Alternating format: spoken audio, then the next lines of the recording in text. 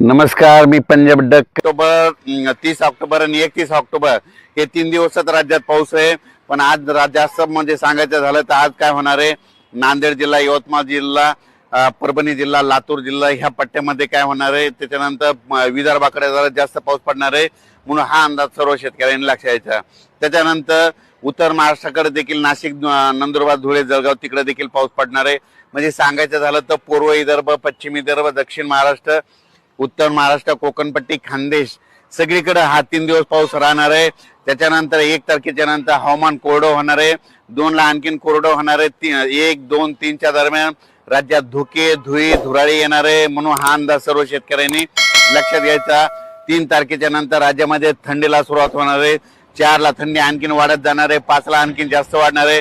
6 ला राज्यातले सर्व शेतकरी अशी थंडी जाणवायलेले सगळ्या राज्यात दिसत. 7 तारखेच्या नंतर एकदम कोरडा हवामान राहणार आहे. ज्यांना हरभरा, ज्वारी काही पेरायची असेल तर तुम्ही काय करा, 1 तारखेच्या नंतर पेरू शकता. कारण की राज्यामध्ये सध्या आता म्हणजे 1च्या नंतर पाऊस उघडणार आहे. हा शेवटचाच फक्त पाऊस आहे. फक्त ऑक्टोबर 31 ऑक्टोबर हे राज्यात फक्त 3 दिवस पावसाचा जोर असणार आहे. 1 तारखेच्या नंतर पावसाचा जोर ओसरणार आहे. राज्यात ठिकठिकाणी सूर्यदर्शन होणार आहे. धुळी देखील येणार आहे, धुराळी देखील येणार आहे, म्हणून हा अंदाज लक्षात घ्यायचा.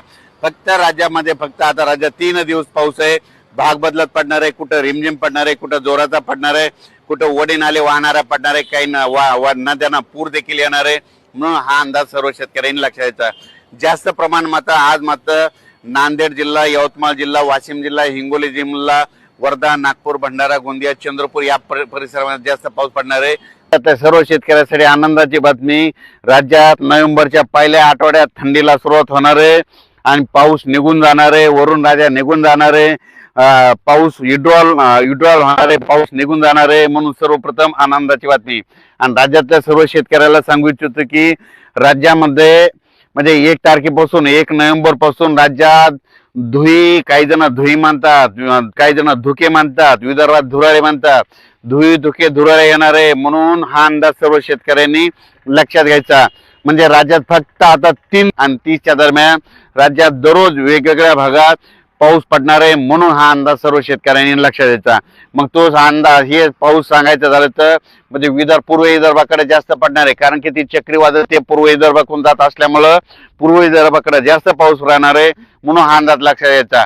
उत्तर महाराष्ट्राकडे तिकडे एक चक्रीवादळ अरबी समुद्रात असल्यामुळं उत्तर महाराष्ट्रामध्ये नंदुरबार जिल्हा, धुळे जिल्हा, नाशिक जिल्हा, इगतपुरी, मुंबई, कोकणपट्टीमध्ये त्याच्यामुळे तिकडल्या उत्तर महाराष्ट्राकडे जास्त पाऊस पडणार आहे. ह्या चक्रीवादळामध्ये पूर्व विदर्भात पडणार आहे. आणि दोन्ही चक्रीवादळाच्या म्हणजे घेरामध्ये महाराष्ट्रामध्ये जे जिल्हे येतात त्याच्यामध्ये काय होणार आहे, भाग बदलत वेगवेगळ्या ठिकाणी विखुरलेल्या स्वरूपाचा जोराचा पाऊस पडणार आहे, हा अंदाज लक्षात घ्यायचा.